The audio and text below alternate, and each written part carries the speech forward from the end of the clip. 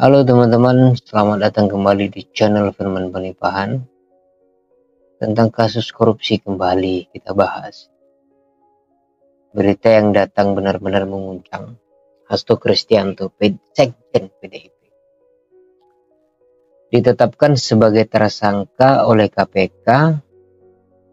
Ini bukan kasus biasa.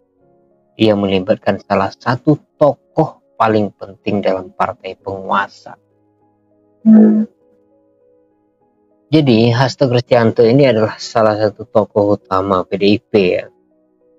Selain ada situ sayap-sayap patah, kemudian ada si cantik kalau lagi selfie, dan beberapa setelah itu baru kemudian Hasto, dia tokoh yang penting. Baru saja ditetapkan sebagai tersangka dalam kasus dugaan korupsi. KPK mengungkapkan bahwa kasus ini sudah lama dalam penyelidikan. Pertanyaannya adalah kenapa baru sekarang diumumkan? Apakah karena ada kasakusuk atau fenomena di belakang itu yang mengantarkan kemudian bahwa Hasto ini layak ditangkap? Jika tidak ada persoalan-persoalan sebelumnya, maka kasus ini didiamkan saja. Salah satu contoh misalkan Hasto berbicara soal Jokowi, yang dia menyebutkan bahwa Jokowi sengaja ketika dia berkuasa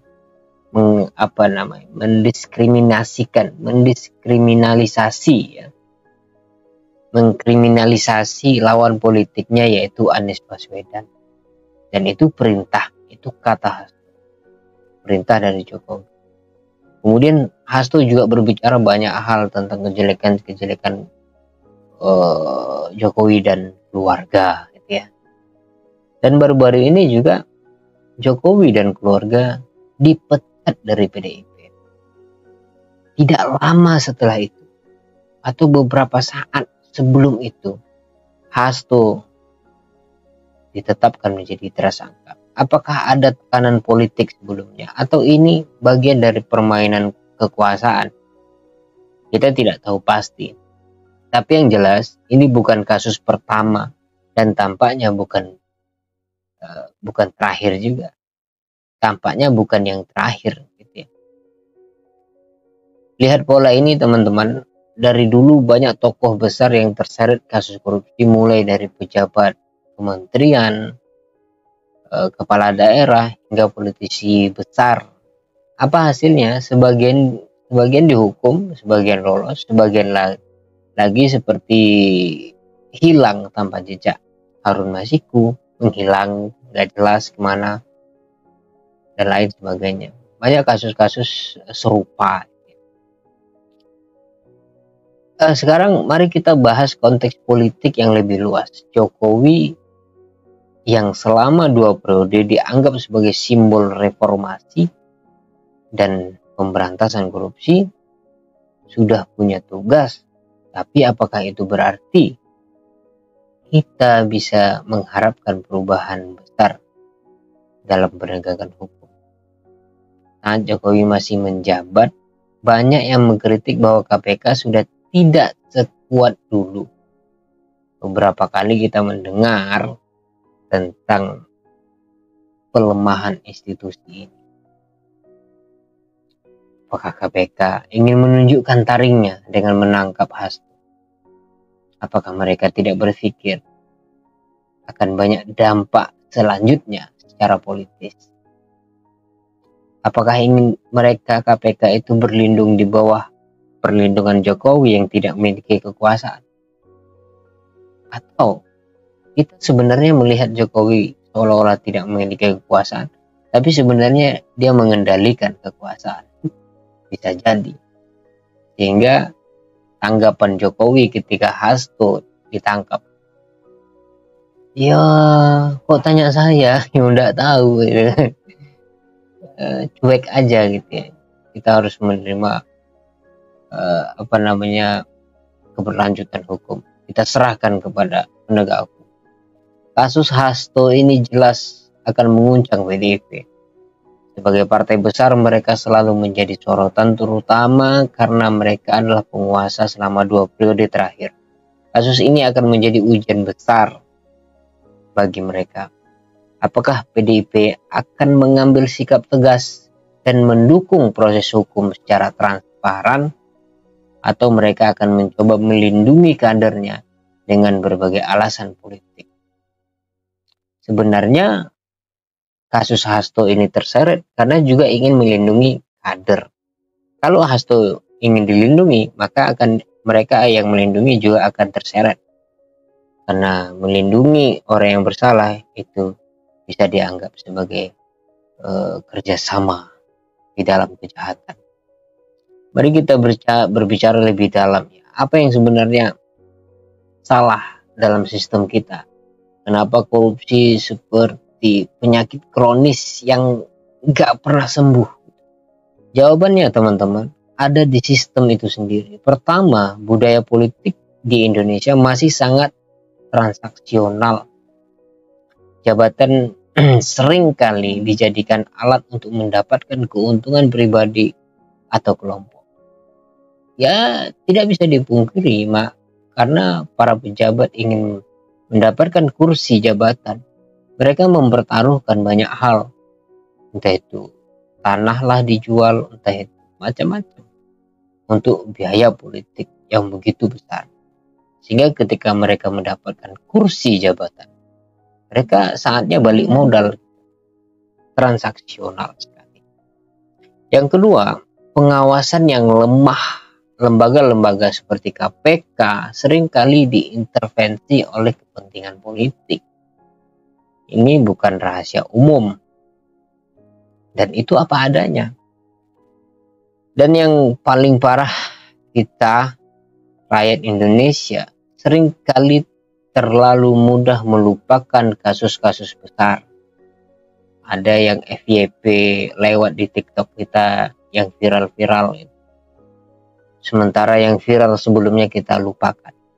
Memori kita sangat pendek sekali. Itu keadaan yang real hari ini. Kita marah sebentar lalu lupa. Ini yang dimanfaatkan oleh para pelaku koruptor atau korupsi. Mereka tahu selama kita diam, mereka bisa terus melakukan hal yang sama. Kita sekarang berada di era baru dengan pemimpin baru.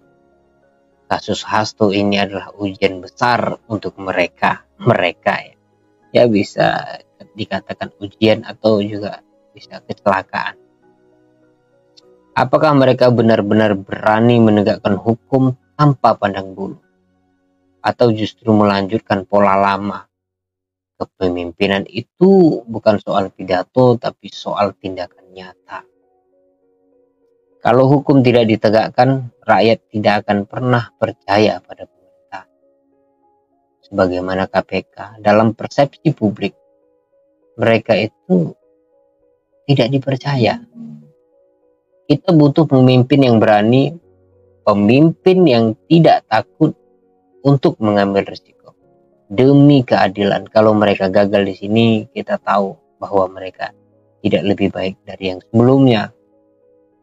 Nah, itu tantangan bagi pemimpin yang ada tradisi yang unik kalau kita perhatikan, bahwa setiap periode utama, setiap periode baru pemerintahan itu semangatnya memberantas korupsi.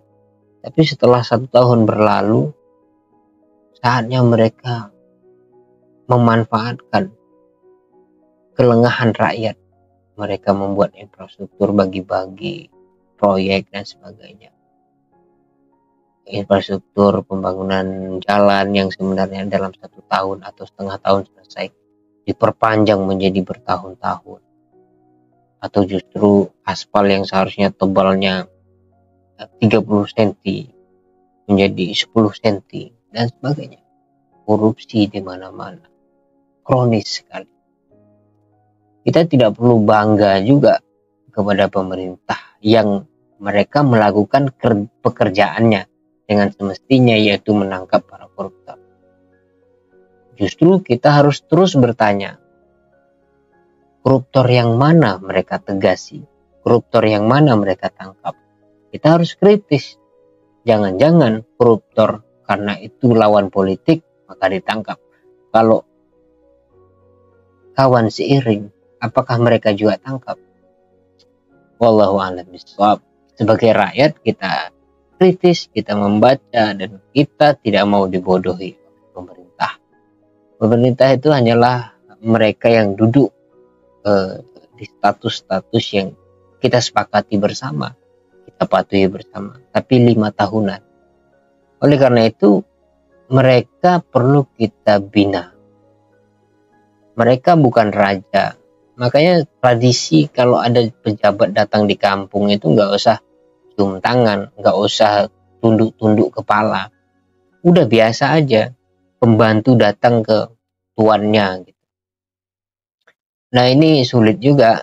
Kita ini sering sekali fana atau sering sekali lupa, bahkan sering sekali tidak memiliki mental sebagai tuan di kampung sendiri atau di rumah sendiri. Kita terlalu lemah dalam hal ini. Bahkan kritik mengkritik bukan budaya kita. Ada guru yang dikritik dianggap tidak beradab. Ada habaib yang kita kritik dianggap tidak sopan, neraka, jahanam, dan sebagainya. Aduh, kritik mengkritik itu biasa. Dan apalagi itu persoalan-persoalan yang memiliki alasan yang kuat, argumentatif, bukan caci maki. Itu saja yang dapat saya sampaikan. Tidak usah bangga koruptor ditangkap-tangkapi. Justru kita harus terus bertanya, koruptor yang mana mereka tangkap? Apakah lawan politik mereka atau mereka menangkap koruptor karena rakyat? Wassalamualaikum warahmatullahi wabarakatuh.